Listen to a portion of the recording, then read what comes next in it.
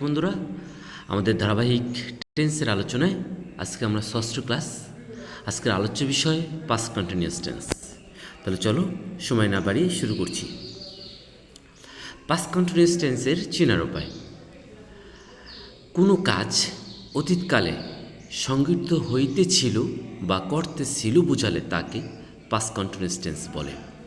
যেমন আমি খাইতেছিলাম, অর্থাৎ এটা হলো তার সংজ্ঞা বা পরিচয়। কোনো কাজ অতীতকালে সংগঠিত হইতেছিল বা করতেছিল বুঝালে তাকে পাস্ট কন্টিনিউয়াস টেন্স বলে। যেমন আমি খাইতেছিলাম, আমি যাইতেছিলাম, আমি করতেছিলাম, আমি লিখতেছিলাম ইত্যাদি।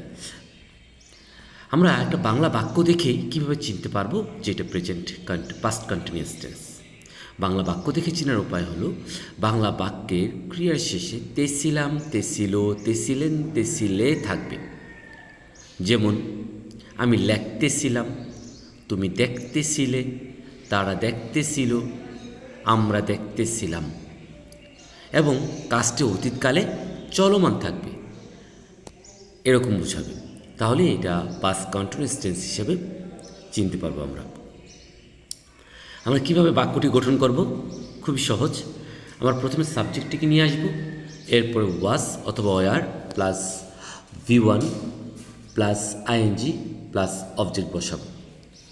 অর্থাৎ সাবজেক্টের পরে যদি সাবজেক্টটা সিঙ্গুলার হয় তখন আমরা ওয়াজ বসাবো, এবং সাবজেক্টটা যদি প্লুরাল হয় তাহলে আমরা ওয়ার বসাবো, এবং তারপরে ভার্বের V1-এর সাথে আমরা আইএনজি যুক্ত করব। এক্সাম্পল হিসেবে দেখে নিচ্ছি, আই ওয়াজ ইটিং রাইস। এই বাক্যের ভিতরে আইটা সাবজেক্ট হিসেবে সিঙ্গুলার একজনকে বুঝিয়েছে, তাই তারপর ওয়াজ বসেছে এবং ভার্বের সাথে আইএনজি বসেছে।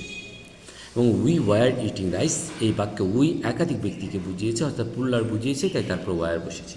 অর্থাৎ ওয়াজ এবং ওয়ারের ব্যবহারের ক্ষেত্রে আমরা দেখব সাবজেক্টটা যদি সিঙ্গুলার হয় ওয়াজ, আর সাবজেক্টটা যদি প্লুরাল হয় তাহলে আমরা ওয়ার বসাবো। চলো একটু অনুশীলন করে দেখি। প্রথম বাক্য, আমি ভাত খাইতেছিলাম, আই ওয়াজ ইটিং রাইস। সে বই পড়তেছিল, হি ওয়াজ রিডিং বুক। তুমি বই পড়তেছিলে, ইউ ওয়ার রিডিং বুক। প্রিয় শিক্ষার্থী বন্ধুরা, চলো একটু নিজেদেরকে যাচাই করে দেখি। আমরা এখানে 5টি বাক্য দিয়েছি তোমাদের এখানে। প্রথম, সে চিঠি লিখতেছিল, তুমি স্কুলে যাইতেছিলে, সে মুভি দেখতেছিল, তারা চিঠি লিখতেছিল, তুমি ছবি আঁকতেছিলে। এই 5টি বাক্যকে আমরা ইংলিশে ট্রান্সলেট করে আমাদের কমেন্ট বক্সে জমা দেবো ইনশাল্লাহ। Please like, comment, share and subscribe my channel. Thank you for listening.